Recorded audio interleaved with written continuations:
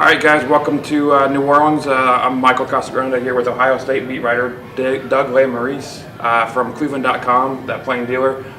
Sister websites, we're going to be working together this week talking about this Sugar Bowl, Alabama, Ohio State. Today was offense for Ohio State, came to talk. Alabama had the defensive players and coaches came to talk. Doug, what were some of your impressions you took away from this one? Well, this was the first chance that we really had to talk to Tom Herman, the offensive coordinator, since he took the head job at Houston. Right. Just trying to figure out, how all that is working. He is sticking with Ohio State through the playoff. We did find out there was a day where the quarterbacks had to meet with the offensive line because he wasn't there. But everybody else saying, pretty much business as usual. Although Cardale Jones, Ohio State's quarterback, was upset, when he found out that Tom Herman was leaving. So that was kind of interesting to me.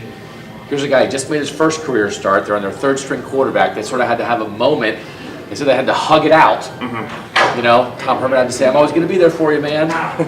And now they have to go play Alabama. So, yes, they're past it, but it was another little wrinkle to add to this preparation that, oh, by the way, the guy who's in charge of the quarterbacks is also leaving. No, I was struck by Cardale Jones, very honest. He'll say whatever he's thinking. He's not going to pull any punches. But Alabama had a kind of similar situation 3 years ago with the Sugar Bowl, the BCS championship game when Jim McElwain was the offensive coordinator. They won that game. Wasn't an offensive explosion, but I think different situations this time. And Dan Mullen, or Urban Meyer went through this with this in 2008. Dan Mullen was taking the Mississippi State job and stayed, and Florida State won a national title. So it can be done. You can win in this circumstance. Oh, definitely. And I think one of the things, from my perspective, taking away, talking to the Ohio State players this afternoon, their impression of the Alabama defense. They said several times that they expected a basic look. They're not going to throw too many exotic looks at you. They're old school.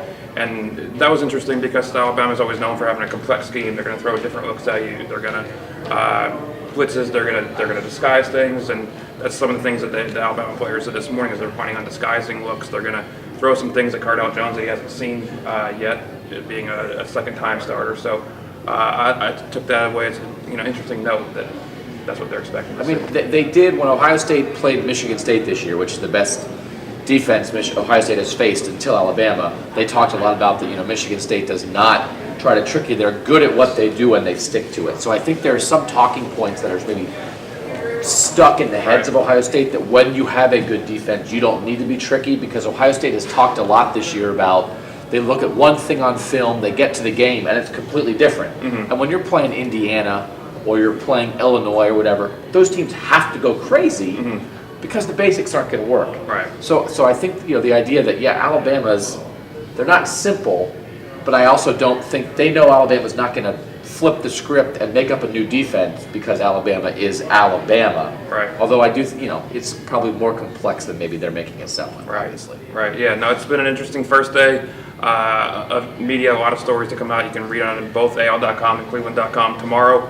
They're going to flip it. The Alabama offense will be here. The Ohio State defense, it's going to be Lane Kiffin Day for Alabama fans, readers. It's going to be the first time we've spoken to him in a press setting since August.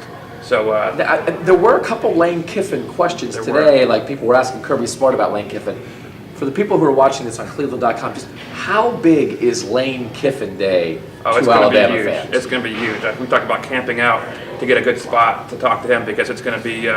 It's the first time we've talked to him, and he's, he admits sometimes he's not. There's a reason why he doesn't speak to the media. So we'll see what he comes up with tomorrow. So for Doug and Michael, thanks for joining us today.